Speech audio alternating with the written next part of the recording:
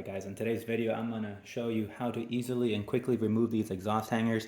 If you're doing any work on your exhaust, either replacing it, upgrading or whatnot, some of these guys have been stuck on the car for 30,000-40,000 miles. In my case it's been 30,000 miles.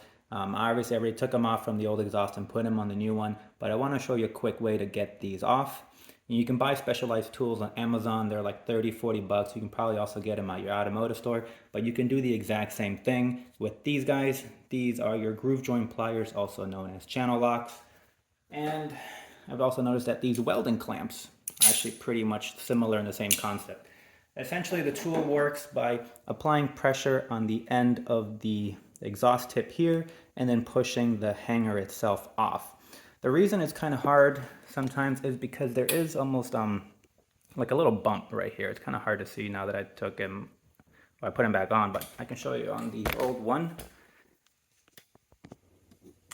There's a little notch at the end which prevents the hanger from easily coming back off.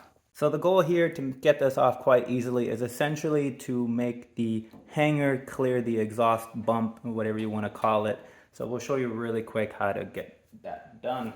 To start, you need some lubrication, WD-40 or anything really. Yeah, this is just dish soap and water. So go ahead and spray down the hanger.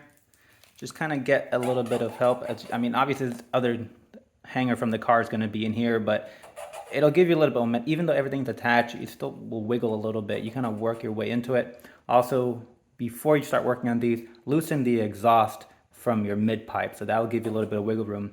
Essentially these guys are just bound and stuck, but once you get them kind of going, they're easy to maneuver. All right, so to get them off quick and easy, take your channel locks, place one end right on the metal portion of it, and then just get the back side on the rubber. You won't do much damage, if anything at all, to these rubber things. I mean, they live under your car for the most part. They take abuse all day long. So just take them, squeeze, squeeze, squeeze.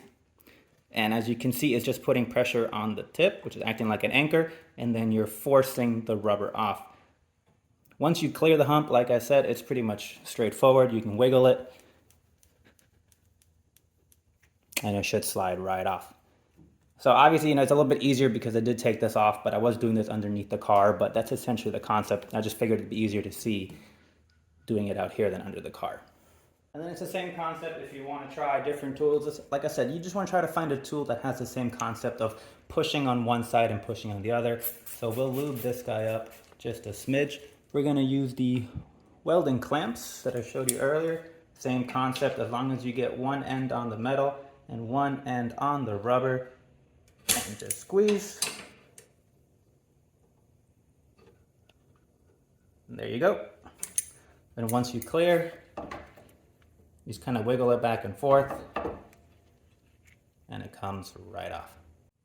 And as always, guys, if this helped you in any way, saves you some time, saves you some money, just make sure to like and subscribe to help the channel out. And we'll see you around for the next tip.